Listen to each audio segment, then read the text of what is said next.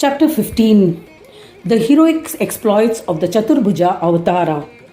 Om Shri Ganeshaya Namaha. Mudgalacharya continued the narration of the legend. He said, thereafter, Diti constantly contemplated on Gananatha. She saw Ganesha everywhere in everything in the universe. Once, during the month of Magh, on Shukla Chaturthi at noon, she commenced puja of an idol of Ganesha. Just then, from the idol of Ganesha, a four-armed Gajanana manifested. O Prajapati, his luster was comparable to infinite suns. Seeing that luminosity and form, she was frightened and contemplated on her Guru Kashyapa and Ganesha in her heart. The moment she remembered her Guru, Ganesha softened his luminosity, assumed a childlike form, and said to Diti in a deep, resonating voice, O Great One, I have incarnated as your son due to the boon granted to you. O Kalyani, do not be afraid, I have assumed a milder form. Then she slowly opened her eyes, still frightened. She saw a child having 4 arms and an elephant trunk on his face. Ekadanta Lambodara Gajanana was carrying an axe and other weapons in his hands, had a crescent chandra on his head, Seshnag tied around his nabi, ears like the winnowing fans, 3-eyed, adorned with various ornaments, expensive clothes, and with a priceless Chintamani gem tied around his neck. On seeing him, both Kashyapa and she bowed to him. They performed his puja and praised Lord Ganesha by chanting the Atharvashirsha Sukta. Thereafter, Kashyapa prostrated before the peace-bestowing Gajanana. He prayed, please incarnate as my son in the infant form so that we can pamper you. I am indeed fortunate and grateful. There is no one as blessed as me because Brahmanaspati Gananatha, he himself has incarnated as my son. It is surprising that the one whose every hair root contains innumerable universes has manifested as a child. Hearing his prayer and the plea of Diti, Vigneshwara instantly assumed the corporeal form as a 4-armed child. Kashyapa happily bowed to Ganadisha. Kashyapa, along with Diti, happily invited Brahmins. Parental affection arose in their hearts to enable them to nurture him as their son. Diti bathed the child and breastfed him. Kashyapa performed his Jatakarma. Jatakarma is the first postnatal rite of passage for a newborn baby. It celebrates the baby's birth as well as the bonding of the father with the baby. During a traditional Jatakarma ritual, the father welcomes the baby by touching the baby's lips with honey and ghee. Sometimes this ritual is marked with recitation of Vedic hymns. On the 12th day, they performed the naming ceremony for which several Brahmins had assembled. Kashyapa welcomed them respectfully. They said to Kashyapa with great joy, this child will definitely establish the rule of gods in Swargaloka, humans on earth, and Nagas and Kurmas in Patal Loka. O Brahmin, this child will be the driver of all principles, and the astrologers have predicted that he will establish the fourfold aspects such as the 4 varnas, the fourfold prosperity, the 4 types of births, etc. And therefore, he should be named Chaturbhuja. Kashyapa's son was 2 years old. Vishnu and other devas attacked the Daityas. Prahlada and other Daityas fled for their lives. Afraid of devas, they fled to Patal Loka. Vishnu became enthused. Pursuing them, a valiant Vishnu wearing his armor and wielding a chakra forcefully entered Patal Loka along with Indra. He intended to bring about a permanent solution to the harassment meted by the Daityas. He commenced the battle and released the chakra on the Daityas, killing several of them. Some of the injured ones fled.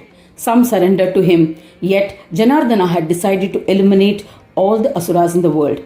With this determination, he continued the onslaught. Some terrified Daityas sought shelter with Diti.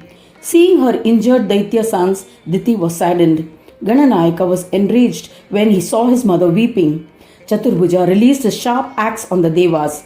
The axe wreaked havoc in Patal Loka. Chakras and other weapons were rendered ineffective. Devas bore the brunt and they fled in all directions. At that time, Brahmadeva came to the battleground and convinced Vishnu. Devas retreated, left Patal Loka and returned to Swargaloka. They were pursued by the axe. It was as if the axe was torching them. They were disturbed. There was an uproar everywhere.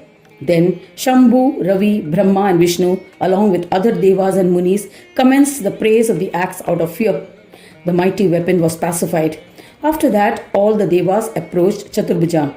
Frightened, devas along with munis offered pranams to him, performed his puja, and with hands joined in prayer extolled Chaturbhuja.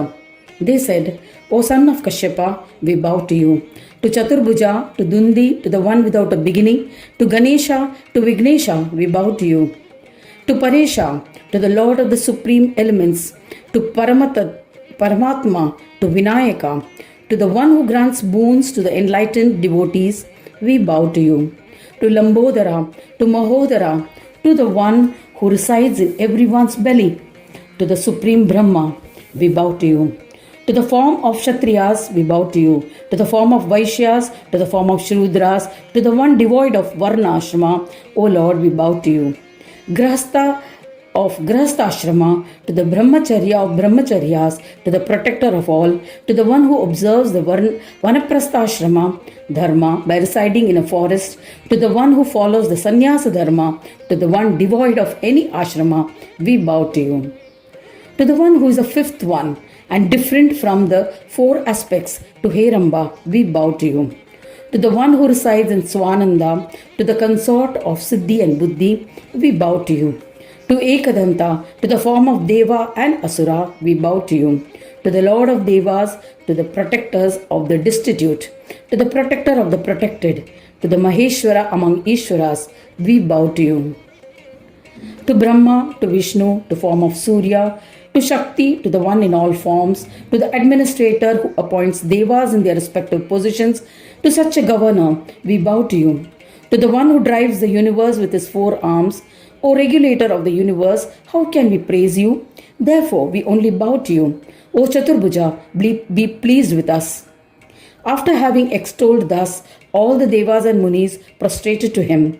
Chaturbhuja, the one who loves his devotees, was pleased and said, O Mahadevas and Munis, ask for a boon that you desire without any hesitation.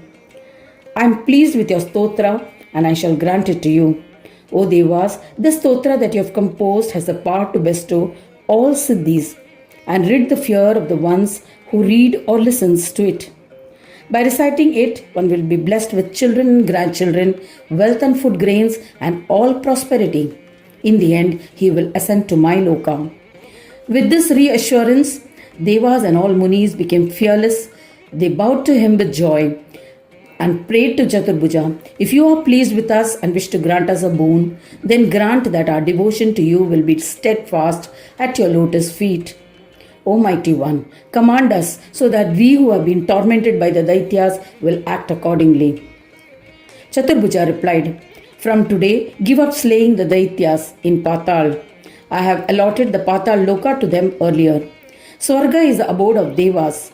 Mankind will reside on earth and Daityas will reside in Patal Loka. So everyone should observe one's own dharma and live in their respective abodes.